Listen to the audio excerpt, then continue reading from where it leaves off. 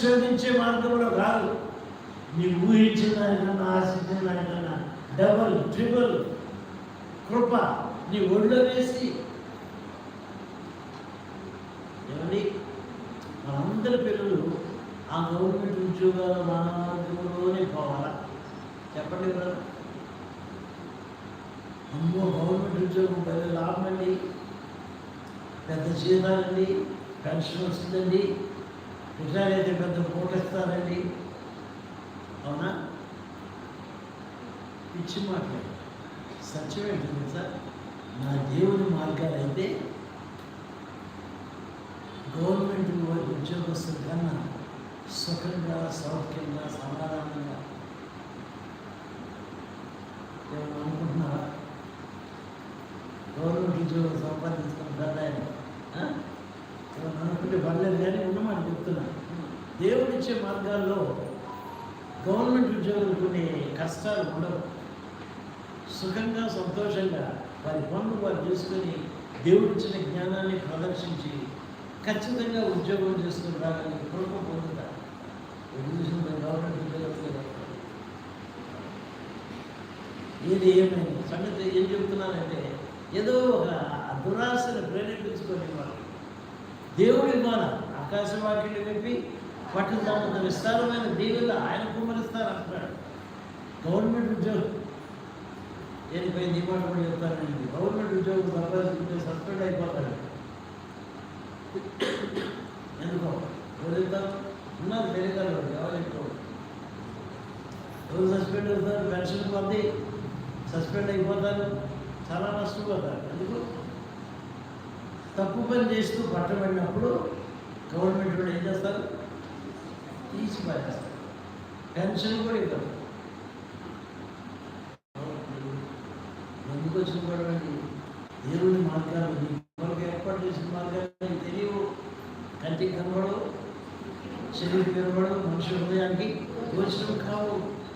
ఆయన మీద ఆధారపడదాం, ఆయన వాగ్దానాన్ని సంతరించుకుందాము. ఆయన వాగ్దానాల్లో అడ్డుపడేవాడు లేడు. నీ నమ్మకాన్ని బట్టి నీకు వర్ధిల్లుతూనే ఉంటావు, ఆశీర్వాదకరమే ఉంటావు. మేలైన ఆశీర్వాదకరమైన జీవితం ఆయన దగ్గర ఉంది. నీ కష్టార్జితం మీద లేదు, నీ దురాశ వల్ల నీవు సంపాదించుకోలేవు.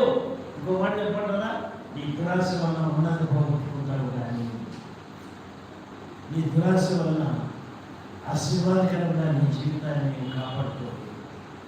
దేవుడితో నడు, దేవుడు మన ఆశీర్వదించుకోవాలి. ఎన్నెన్నరికి ఆశీర్వదింపబడము. ఆలోచిస్తున్నాము, ప్రార్థన చేస్తున్నాము. అత్యంత కృపకరమైన పిల్లల పాల్గొంటారు. నాయనాన్ని పాలన గురించి ఆత్మ సంబంధమైన అనేక సత్యములు నా ప్రభావ ఎంత సూచిగా మాట్లాడుతున్నాయన. మీ శరీరాత్మకు కలవశం అయిపోయింది, దాన్ని మీరు ప్రకటించుకోండి. ఇది మీ వల్ల జరగాలి. దాని కొరకు సాధనాలన్నీ నేను సిద్ధం చేసి ఉంచాను. శిలువ దగ్గరికి రావాల్సిందే, శిలువ రక్తంలో మీరు ఉండగాల్సిందే, నూతన పరచబడిన ఆత్మను సంపాదించుకోవాల్సిందే. మీరు ఆ కృపను సంపాదించుకుంటే నేను మిమ్మల్ని నిశ్శబ్దంలో చేర్చుకుంటాను, నేను మిమ్మల్ని పరలోక రాజ్యంలో చేర్చుకుంటాను, నేను మీకు నా సింహాసనాన్ని ఇస్తాను, నాతో కూడా యుగంలో జీవించే జీవితంలో మీకు వారసత్వ హక్కు నేను దయచేస్తాను. ఇటువంటి వాగ్దానాలు మా ప్రభా నాకు తండ్రిగా మాకు తండ్రిగా ఉంటానని వాగ్దానం చేస్తున్నాను. అంతేకాదు మా ప్రభా మమ్మల్ని కుమారులుగా కుమార్తెలుగా స్వీకరించి మా ప్రభా ప్రధానమైన మంచి దాసుగా అని మమ్మల్ని పిలవడమే కాకుండా నా కుమారుడా, నా కుమార్తె నీ కొరకు సిద్ధపరిచిన నీ పరలోక ఆశీర్వాదాన్ని సమర్థించుకో అని మాతో పిలిచి చెప్పబోతున్నాను. ఆ కృపను పోగొట్టుకునే వారంగా ఉండకుండా నీ కృపలో వర్తిల్లుతూ నీ మహిమలో ప్రవేశించే వరకు పవిత్రత పరిశుద్ధత మీద ఆధారపడి జీవించే వారముగా మా జీవితాన్ని సిద్ధపరచుకోగలిగినట్టుగా సహాయం చేసి కాపాడి నడిపించండి. యేసు పరిశుద్ధ నామమున నీకేతో ప్రార్థించి వెళ్ళిపోతున్నాను తండ్రి.